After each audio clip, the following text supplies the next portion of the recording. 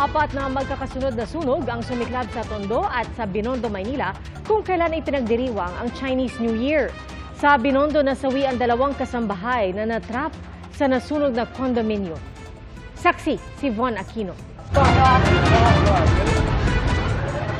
Lakas na.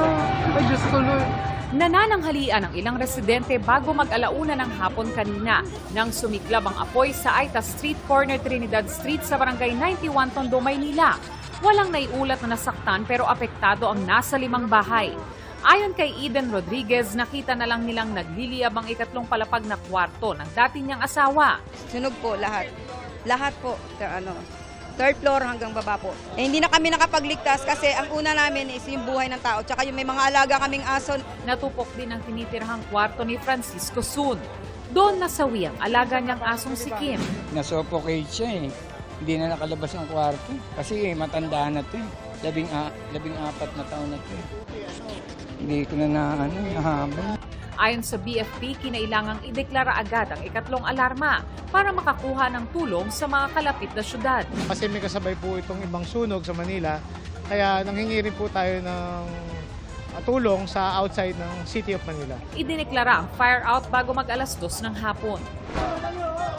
2 bahay ang nasunog din kanina sa Matang Tubig, Arpapa Street, Tondo. 2 pamilya ang naapektuhan. Nagkasunog din sa Ongpin Street, corner Bermuda Street sa Binondo pasado tanghali kanina. Pasado 3:00 naman na madaling araw kanina matapos ang pagsalubong sa Lunar New Year.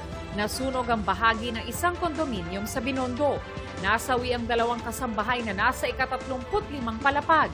Ayon sa may-ari na yung lalaki, nakalabas siya nung magkaroon ng usok ng sunog. Siguro nagpanik na at hindi na niya na yung mga kasamahan niya na gisingin. Agad naman daw humingi ng tulong sa mga bumbero ang lalaki, kaya agad na ilabas ang 2 niyang kamag-anak. Pero hindi nasagip ang 2 biktima na nasa loob noon ng maids quarters. Mag-alas 5 ng umaga nang maapula ang sunog. Matapos masecure ng BFP ang buong gusali, pinabalik na sa loob ang mga residente.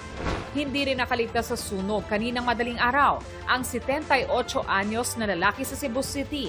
Nadiskubre ang kanyang labi matapos maapula ang apoy.